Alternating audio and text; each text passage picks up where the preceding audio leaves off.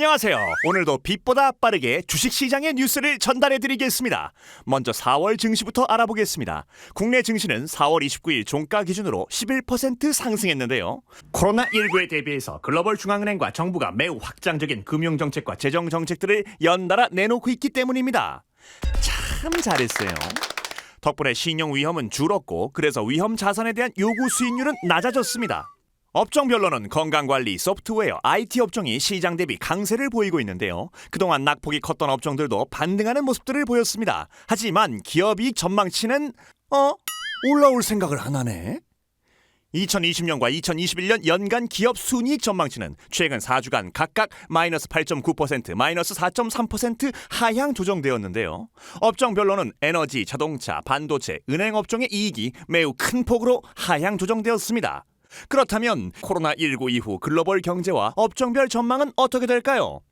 IMF에서 4월에 수정된 경제 전망치를 발표했죠. 그런데 이 자료에 따르자면 올해 글로벌 GDP 성장률은 기존 플러스 3.3%에서 마이너스 3.0%로 하향 조정되었습니다. 하지만 놀라지 마십시오. 내년 성장률은 기존 3.4%에서 5.8%로 상향 조정되었는데요.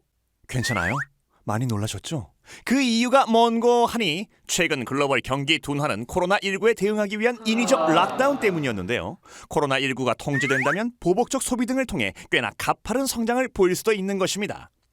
그동안 돈 못 써서 억울했던 거 한 번에 막 지르는 거지. 분기별로 시장에서는 올해 2분기가 경기의 저점을 보일 것으로 예상되는데요. 코로나19의 재확산 여부가 앞으로 경기 반등의 주요 변수가 될 것으로 보입니다. 그리고 너무나도 당연하겠지만 코로나와 언택트 관련 헬스케어와 소프트웨어 업종이 상승 중인데요. 한국의 경우 다른 나라들보다 헬스케어, 소프트웨어, IT 업종의 비중이 높기 때문에 추후 글로벌 자금의 리밸런싱 과정에서 불리하지 않은 상황으로 보입니다. 요즘 대한민국에 태어나기 참 잘한 것 같단 말이지. 그럼 마지막으로 앞으로의 시장은 어떻게 될까요? 글로벌 중앙은행과 정부의 공격적인 금융정책과 재정정책으로 신용 리스크는 안정화되었지만 주가는 이미 향후 경기가 V자 반등을 보일 것을 전제로 상승하고 있습니다. 하지만 만약, 정말 그러면 안 되겠지만 정말 만약에 말입니다. 코로나 2차 유행이 발생한다면 어떻게 될까요? 주가는 충격과 공포 그 자체겠죠. 동시에 W자 패턴을 보일 가능성도 높습니다. 그러니까 우리 이제 제발 좀 이별하자. 코스피 12개월 선행 주가 수익 비율은 11배 수준에서 거래 중인데요. 이익 하락에도 불구하고 주가가 상승하는 놀라운 결과가 나왔습니다. 따라서 앞으로 주가 상승 탄력은 조금 완화된 가운데 IT, 헬스케어, 소프트웨어 업종이 강세를 보일 것으로 예상됩니다.